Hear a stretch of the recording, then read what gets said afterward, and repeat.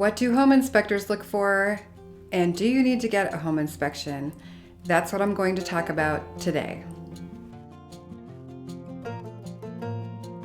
My name is Mary Schumann and I am a realtor in Minneapolis, Minnesota, and every week I do videos about anything real estate and life in the Twin Cities.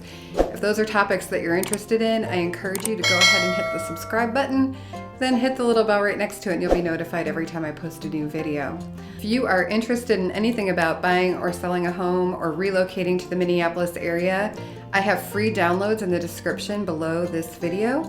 If you're watching this on a mobile device, just tap the title of the video and the description box will pop open and you can download it from there. Should you get a home inspection? Unless you're planning to gut that property, then you probably want to know what you're buying. So the answer is a resounding yes, you should get an inspection. Here in my office, we actually have every single buyer sign a disclosure form stating that we have told them that an inspection is recommended, so that should something come up later and they didn't have an inspection, they can't come back and blame us for not recommending it. So that is how strongly it is recommended that you get an inspection. So what do inspectors look for?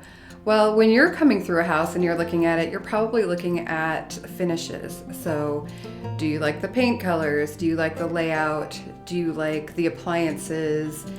Does it seem like it's going to suit your needs from a space and possibly decor perspective? When you hire an inspector, they are going to dig deep.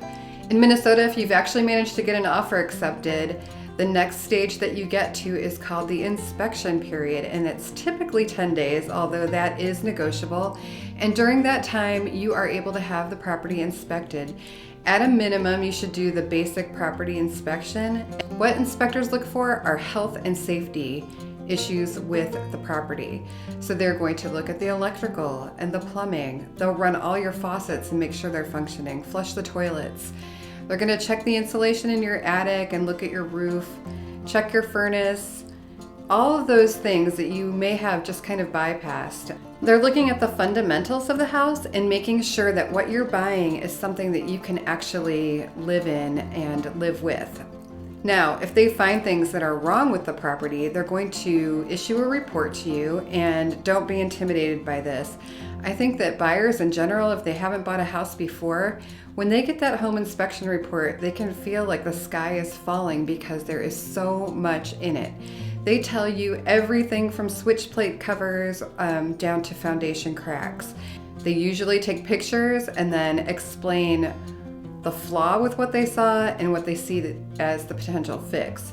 So, do you need to be worried about everything on that report? No. What you really want to focus on are the things that are going to impact, again, your safety and enjoyment of the home. Once you get that report, you're going to make some decisions. And one thing that you'll decide right off the bat is, do you want to go forward with this? If you don't, if the problems with the home are too great and you don't see a way around it, you can get your earnest money back and continue to look for another home. That doesn't usually happen. What normally happens is that you would examine the report, decide what things you think are priorities for you to get fixed, and then negotiate with the seller either to have them correct those things, or alternatively, they can give you a credit on the price of the home and then you can fix those things yourself. Once you get that report, you want to take a step back, take some time to read it and understand it, and really put it into perspective so you understand what's going to cost a lot of money, what are health and safety issues, and decide what really needs to be fixed before you move in. I've had buyers say, fix everything. And what that actually tells me is that they don't actually want the house, because no seller is really going to go through a checklist of 100 things and fix them. And if they are small things, switch plate covers, GFCI outlets that are about 20 bucks a piece, those are things that you can fix after you own the home. You're not looking for the house to be in brand new condition.